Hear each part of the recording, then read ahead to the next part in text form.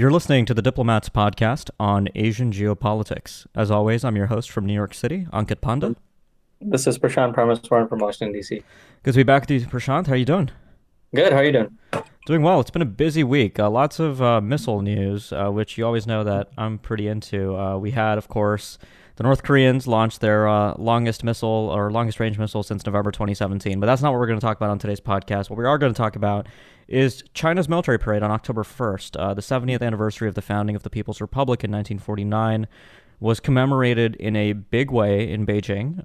Thousands of tons of military hardware, very impressive military hardware, rolled down Beijing's Chang'an Avenue through Tiananmen Square as Xi Jinping and the Communist Party's Politburo Standing Committee watched over. And really it was a celebration of Chinese unity, national pride, military modernization, and of course the party itself. I mean, I guess by way of contextualizing the discussion, this parade is effectively the coming out of the newly reformed People's Liberation Army. In September 2015, when Xi also oversaw a parade in Beijing commemorating the 70th anniversary of Japanese defeat in the Second World War, that was also when he announced that the PLA would be reformed in important ways. The 2nd Artillery Corps would become the Rocket Force.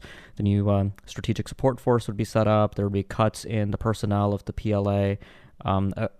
In terms of ground forces, they'll be reorganized into new theater commands. So all of that has now happened, and this was really the unveiling of the new, modern, leaner PLA. And really, I mean, the parade, if you were watching it live, which I was, it was really remarkable to just see the emphasis on unity and loyalty and loyalty to the party. And that's one of the themes of, Xi Jinping's new era. It's that the party comes first. And if you're watching the parade very closely, you notice that at the beginning when the honor guards presented the flags, there were 3 flags, and they came in this order. The first flag was the flag of the Chinese Communist Party. The second flag was the flag of the People's Republic of China, and the third flag was the flag of the People's Liberation Army. So again, party, country, army. But anyways, I'll just lay out for listeners the way we're going to talk about this. So I think, Prashant, we'll begin by talking a little bit about the military capabilities that were on show, because I think that's actually... at least as far as I can remember, this parade I think was one of the most exciting Chinese military parades in terms of the capabilities that were revealed. And then finally, we'll move the discussion over to the regional reaction, and we'll talk a little bit about the results of a new a Pew Global Attitude survey that show a decline, really, in favorability towards China in Asia and the West primarily. The different attitudes continue to persist in other parts of the world, but I think that's an interesting thing to talk about in combination with this military parade, which I think very much was a show for both internal audiences and external. So where should we start with the material? I guess the first thing we should sort of talk about is generally you mentioned the fact that this was one of the biggest displays of Chinese military might. I think, depending on which of the media accounts that you've seen and the sort of counts, I mean, this about 40% of China's weapon systems were on display. So there really were quite a number of these capabilities. So you mentioned, and you did a few of those capabilities analysis for us at the Diplomat. You mentioned the Dongfeng 41, the Dongfeng 17, the JL2. These are some of the major ones that were on display. But I think, as you rightly and correctly noted, I mean, a lot of this is, not just about the capabilities, but also about showing this new modernized PLA, right? You saw in a lot of the media accounts that came out, they quoted former Chinese military officials and experts talking about the fact that, China was very keen to advertise the fact that these are new, very integrated units that are loyal to the Chinese Communist Party and so on and so forth. But, as we know, one of the things that's really critical with respect to these parades is the fact that, I mean, China is not one of those countries that's very transparent with its military capabilities, right? Whether it's on its defense budgets so these are good opportunities to actually see, and very rare opportunities to see actually what capabilities China has and China is illustrating. So I guess, why don't we start maybe from talking about some of the major ones? So the DF-41, the DF-17, and the JL-2, and then you can maybe go through some of the other ones that were on display too. They had unmanned aerial vehicles, a lot of the other Hmm. platforms as well. Yeah, I think that probably makes sense to structure it this way, to talk a little bit about the missile systems and then about the unmanned systems. I think those are really the two baskets of things that were most interesting. So yeah, we did get to finally see the DF-41, which is a missile that a lot of us that focus on the Chinese military have been, we've got a few glimpses, but if before this parade you'd Googled for pictures of the DF-41, you'd have found a bunch of pictures of the Russian Topol or other missile systems. It was horrendously misidentified. There were pictures everywhere that were of other systems, but yeah, the DF-41 is China's most modern ICBM. It's a solid fuel road mobile ICBM in a canister. So there were a bunch of these at the parade. They are capable of ranging all the way to the continental United States with multiple warheads, multiple independently targetable warheads or MIRVs. We don't know exactly how many warheads the DF-41 carries. There's, again, varying accounts out there, but I think most of them, at least the ones that say that it carries 10 warheads, I think are wrong. It probably carries something more like 3, which is still pretty significant. The Chinese have done that on the DF-5, which was also being paraded. That's not the first time we've seen the DF-5 in a parade, or rather the DF-5B. So yeah, the DF-41 I think coming out is pretty significant. Again, I wrote an article for the New Republic about the conversation that's happening right now in the United States, or not really a conversation, it's more sort of a monologue that's happening. Some people on the Hill are interested in bringing China into the new Strategic Arms Reduction Treaty, which we actually talked a little bit about that on a recent podcast episode with Eric Gomez. So if listeners are interested more in U.S.-China nuclear dynamics, I recommend going back and listening to that podcast. It was just a few episodes ago. But China showing off the DF-41, I'm pretty sure is going to result in more people talking about this. It's like, well, look, China's now turning into a major missile power. Of course, the reality is, being a missile power doesn't mean that you're a nuclear power. China's nuclear forces are still very limited compared to the United States and Russia. They have about 300 warheads per the best open source estimates. And even while that might increase, even if it doubled, let's say in the next 5 years, it would still be under half of what the United States and Russia each have. So I think that's something to be aware of. And then of course the DF-41 being the big one. The one I think that most people are going to be scrutinizing is the DF-17. That's the first hypersonic boost glide weapon that we've seen in a parade setting anywhere, and it's supposed to be the first hypersonic boost glide weapon to be deployed anywhere. Russia has its Avangard, which is sort of a similar weapon, although we've never actually gotten a good look at it, but it's supposed to be deployed right now on some of its ICBMs. But this is a regional theater range conventional hypersonic boost glide weapon. I can talk a little bit about what hypersonic boost glide weapons are and why they're special. There's a lot of panic about hypersonic weapons generally and how they're about to change everything.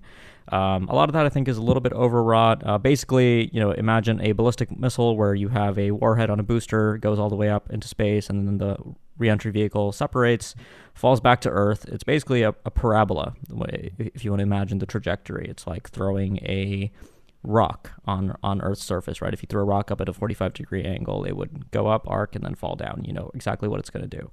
That's a dramatic oversimplification, but basically that. Hypersonic boost glide weapons, it's still the boost glide component of the DF-17, for instance, will be shot up into space on a DF-16 booster, which appears to be the booster that's being used in this missile. And then it separates and it begins to actually pull down and glide down. And when it makes contact with the atmosphere, it begins leveraging atmospheric lift and drag forces to then begin skipping. Effectively, imagine a pebble skipping a pebble on the surface of a lake.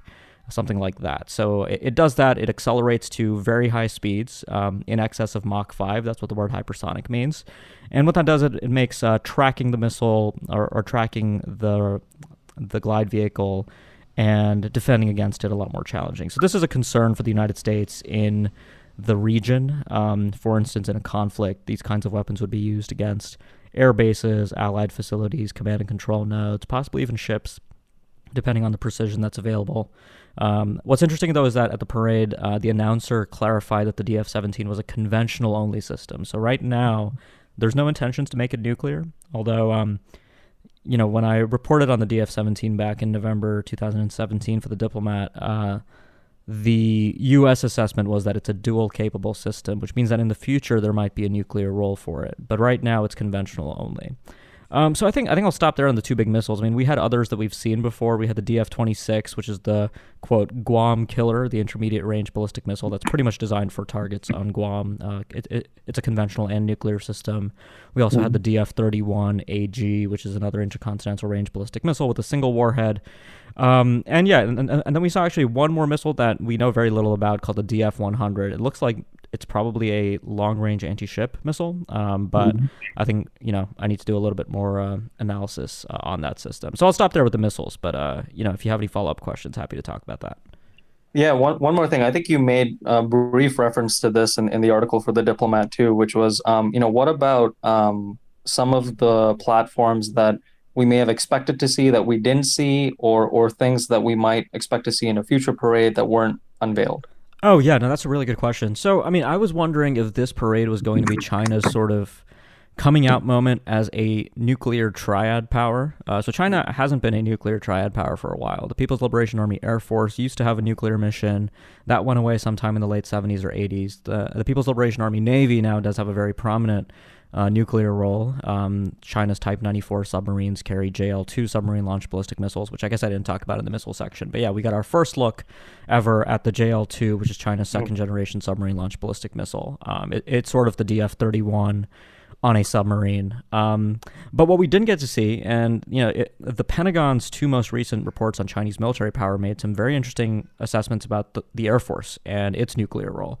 So 2 years ago, the report said that the Air Force had now been assigned a nuclear role after it hadn't had one for, I think, more than 3 decades. And then last year, it clarified, or this year, it clarified that the nuclear role for the Air Force would come in the form of a new air-launched ballistic missile. That's a little bit of an exotic weapon. Not a lot of countries operate air-launched ballistic missiles, but we didn't get to see that system. So the Chinese didn't parade it. It didn't appear on a bomber. What did appear, though, is a variant of the H-6N, which is the Chinese strategic bomber that is expected to carry the air-launched ballistic missile. And if you looked closely at the undercarriage of the aircraft's fuselage, you actually saw that the bomb bay doors were removed, which meant that it had sort of attachment points where in the future an air-launched ballistic missile might go. So it was a little bit of a teaser. And arguably you could say that this parade was the closest we'll get to the Chinese triad being on parade, because even if the actual missile, the air-launched ballistic missile wasn't present, what was present was the H-6N, which is eventually going to carry that missile. So arguably, if you have the JL-2 on parade, you have all of the DF series nuclear-capable missiles on parade, and then you have the H-6 and flying over, arguably you have the Chinese triad on show. Mm-hmm. And so I guess the other part of this conversation, if we broaden out a bit, is, what sort of responses have we seen, whether it's on, we've had a number of, different responses on social media from folks looking at the parade, what Chinese media has been saying, what Chinese commentators have been saying, but there's also been a few reactions, at least, from other countries. So shortly after the parade, we had Randy Schreiber, the U.S. Assistant Defense Secretary for now Indo-Pacific Security Affairs, speaking at Brookings, sort of mentioning that these military developments are viewed by the U.S. as this traditional line as seeking to erode U.S. military advantages, and that China is seeking essentially hegemony in the Indo-Pacific or Asia-Pacific. And then you had also a number of reactions by other commentators as well, looking at, what does this mean in terms of China behaving responsibly? It has these capabilities, but in China's pursuit of, to your point about internal and external audiences, as China is trying to look strong internally, which is clearly part of Xi Jinping's vision, is it playing into this narrative of scaring countries abroad and playing into this narrative of China being a very expansionist and assertive power? So how would you sort of think about that in terms of the responses so far? Yeah, it's interesting, right? I referenced that Pew survey at the onset. This parade is taking place at a moment when the whole world is talking about great power competition, right? It's no longer just a Washington thing. In 2017 and 2018, it might have been, but now everybody's sort of taken note of the fact that the U.S. and China are in a protracted trade war. The odds of conflict are rising. China had just released a defense white paper, too, before this parade in August, I believe. And that sort of laid out the traditional objectives, China's core interests, identified the unification of Taiwan and China as a core objective. That very much remains the primary warfighting scenario. And that's really, one of the messages here. As this was happening, we still had we still have protests going on in Hong Kong, right? I mean, people were wrong when they said that China would never allow these protests to carry on through the October 1st celebrations. Beijing has not cracked down. There was a lot of sort of brinksmanship and messaging, of course, over the summer, as we talked about on our recent podcast on Hong Kong. And of course, Taiwan has an election coming up. Relations between Beijing and Taipei are not in a good place, with Taiwan continuing to lose its diplomatic allies to China, with only 15 countries recognizing it anymore. So I think, with this parade, I mean, if you're sitting in Taiwan or Hong Kong, I mean, this is pretty ominous. I mean, especially in Taiwan, all of these missiles are largely going to be pointed across the Taiwan Strait. And I mean, going back to Randy Shriver's comment about hegemony, it's interesting because, I agree with the first part of what he said, is that China is seeking to erode U.S. advantages, primarily because I think the PLA wants to be sure that if and when the day comes that they actually do have to fight a war against the United States, right? They haven't fought a war since the Sino-Vietnamese War. And there's anxiety in the Chinese military and in the Communist Party that the first time China fights a war, even a limited skirmish, if it loses, that's going to be a major problem, because under Xi Jinping especially, Chinese nationalism has been something that's been encouraged and fomented by the party itself. So losing a war, or being perceived to lose a war, could be one of the worst things that happens for the CCP's legitimacy domestically. So emphasizing these capabilities, pursuing all of these advanced sort of emerging technology-based systems. I mean, we didn't really talk about the unmanned systems. Maybe we can come back to that. But I think, I think a lot of this really underscores that China, if and when it does have to fight a war, is going to fight from a position of strength and emphasize its advantages. Press on against the United States. And of course, in the U.S. now, there are a lot of anxieties about just how well positioned the U.S. military, Indo-Pacific Command, is really to compete with China in a conflict within the First Island chain. China's abilities to deny access are, I mean, at a very different place than they used to be even just 5 years ago. And of course, Beijing's the rate at which China's been producing naval hulls has really been outclassing any other country. I think there was some statistic that the total production of ships in China, I think, outclassed like the next 8 countries combined, or something ridiculous like that, over the last 5 years. But I mean, sitting across the region, it's very difficult, I think, to look at this parade and walk away with the idea that China is anything less than a military superpower in Asia. So I'm wondering, I mean, Prashant, do you want to tell us a little bit about what you think the reactions are like in Southeast Asia? I'd be actually very interested in that, given the continued friction in the South China Sea, especially between the Philippines and China, and Vietnam and China. Yeah, I mean, I think as you pointed out, with respect to the broader region, it is kind of a similar line in Southeast Asia, where you have these line of parades and commemorations. You had this similar situation happen, I think earlier this year, back in April, when the Chinese Navy commemorated the 70th anniversary. There was a big naval parade. China carried out an exercise with a number of Southeast Asian countries. And sort of, there was another big showcase of Chinese military capabilities. And whenever you have these major events, parades, it's always, I feel like a kind of a mixed reaction. On the one hand, it's this admiration of the vast capabilities that the Chinese have. But then also, I do think, you kind of hinted at this with respect to the other things that are happening in China, Hong Kong, Taiwan. It does belie a lot of the challenges that China still faces, and that Xi Jinping, I think, still faces internally. So, you do have, a situation in Taiwan and Hong Kong and Xinjiang, where you have, that China has handled these situations as best it can, but there's just an unprecedented level of international attention and scrutiny with respect to what China is doing. And that, I'm sure that the Chinese Communist Party is facing challenges in dealing with that. But then also, one of the interesting things of the parade was, as it zoomed in on the picture of Xi Jinping standing next to, Jiang Zemin and Hu Jintao, it's, on the surface of it, you see, this very united front and show of unity with, within the Chinese Communist Party. But we also know the fact that, I mean, there are these internal divisions in China about what Xi Jinping is doing, and whether the course that he's adopting and the specific moves he's undertaking are what is best for China. So I think, these parades, they are a good way and a rare opportunity sometimes to get a sense of the capabilities that the Chinese have, but they also don't tell us a lot about how they're managing these broader challenges. I think for a lot of that, you have to sort of, feel the pulse of what's going on in China more generally. And also, as you pointed out correctly, read China's white paper, pay attention to Chinese military, security, political dynamics. And I think without that sense, and if you're only looking at the parade, it'd be very difficult to get a full sense of what China's role is here. Yeah, no, absolutely. And I mean, going back to the white paper briefly, one of the themes there is the idea of a strong military dream. I mean, that is literally the phrase that appears, at least in the English translation, and that very much relates to Xi Jinping's concept of the Chinese dream and national rejuvenation. So, I think, I mean, for the Chinese people, I mean, gathered in Beijing, watching around the country, the parade was really, I think, a moment for Xi to show them that, look, I mean, he is cashing the checks that he's writing on in terms of pushing the country forward. Of course, I mean, given the resurgent nationalism, I think that's probably actually a good bet for the party that kind of messaging will pay off domestically.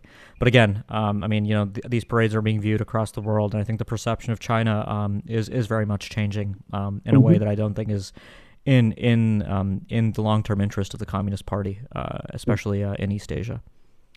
So yeah, why don't we leave it there for today? Sounds good. Great. Well, thanks for joining me, Prashant. If you like what you heard on the podcast, for our listeners, make sure you subscribe so you don't miss out on future episodes. And if you've been a subscriber for a while but you haven't yet left us a review, please do that. You can do that on either iTunes, Google Play, Spotify, or any other number of podcast providers. And finally, just a quick note from our sponsor. This episode of the Asia Geopolitics Podcast is brought to you by Diplomat Risk Intelligence, or DRI. DRI is the consulting and analysis division of The Diplomat, the Asia Pacific's leading current affairs magazine. Since its launch in 2002, The Diplomat has been dedicated to quality analysis and commentary on events and trends in Asia and around the world, and is now one of the most respected publications covering the region. DRI inherits this approach and offers clients in the private and public sectors not worldwide access to an exclusive network of subject matter experts and analysts. Whatever your needs in the wider Asia-Pacific region, DRI can offer the knowledge and expertise necessary to anticipate and manage geopolitical and geoeconomic risk. For more information, please visit dri.thediplomat.com. So, Prashant, I guess we'll be back next week with more. Thanks a lot for listening, everyone.